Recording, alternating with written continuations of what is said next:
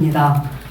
공공운수노조는 3월 10일 기자회견부터 5월 7일 집회까지 지난 2달 동안 매주 노조 내에 있는 모든 업종 노동자들이 기자회견과 집회를 열고 우리 요구안을 윤석열 정부 인수위에 전달하였습니다.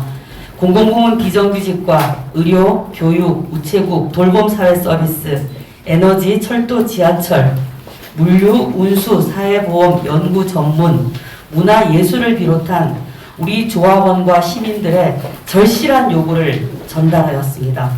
하지만 우리의 절박한 목소리와 요구에 대해 윤석열 정부가 보내온 화답은 민영화, 구조조정, 노동유연화였습니다. 지난 5월 3일 새 정부가 발표한 국정과제는 공공운수 사회서비스 노동자를 겨냥한 민영화와 구조조정이라는 이름의 선전포고였습니다. 그래서 우리 공공운수노조는 내일부터 용인 경전철을 재공영화하기 위해 전면 파업에 돌입합니다. 공공서비스를 자본과 재벌에게 돈벌이 수단으로 넘기겠다는 매각 선언을 하는 윤석열 대통령 당선자에 대해서는 그냥 둘 수 없기 때문입니다. 전기를 민영화하고 국민의 노후는 공적연금보다 민간보험에 맡기고 의료체계는 민간 영리 위주로 재편하고 돌봄 사회 서비스도 민간 중심으로 운영하겠다라는 내용에 대해 그냥 앉아 있을 수 없습니다. 노동자에게는 장시간 노동의 지옥을 예고했습니다. 저임금을 강요하고 직무 갈등을 유발하는 직무 성과 임금 체계를 추진하겠다고 합니다. 공공부문 노동자들을 우선적으로 구조조정하겠다고 하면서 산업 전환 과정에서 당장 고용 불안에 떨고 있는 노동자에 대해서 고용 대책은 아무것도 없었습니다. 하루에 2명꼴로 죽어가고 있는데도 자본가가 알아서 자율적으로 산업안전체계를 구축하라는 것이 말이 되는 얘기입니까? 비정규직에 대한 대책은 아예 언급조차 없었습니다. 윤석열 정부에게 1천만 비정규직과 그 가족들은 국민도 아니란 말입니까? 노동의 가치와 노동자의 존엄을 짓밟는 파렴치한 윤석열 정부에 대해 참담한 심정입니다.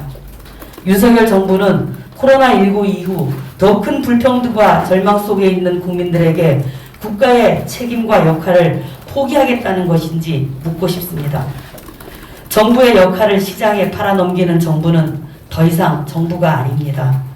국민의 삶을 이윤의 수단으로 삼는 국가는 올바른 국가가 아닙니다. 윤석열 정부가 가려는 시장주의의 길은 공멸의 길입니다.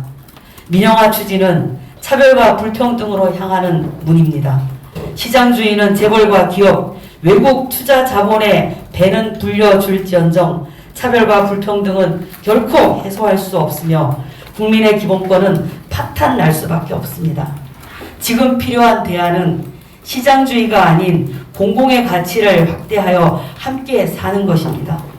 한국에서의 민영화 추진은 언제나 국민적 저항의 시작점이었으며 모든 정권의 몰락으로 이어지는 결과였습니다. 이번 역시 만일 윤석열 정부가 끝내 민영화와 시장주의 정책을 고집한다면 같은 길을 걸을 것이라고 생각합니다. 윤석열 당선자는 후보 때 이렇게 얘기했습니다. 노동의 가치를 제대로 인정하지 않고 노동의 안전을 보장하지 않는 사회는 더 이상 지속적인 발전을 도모하기 어렵다라고 했던 말을 다시 기억해야 합니다.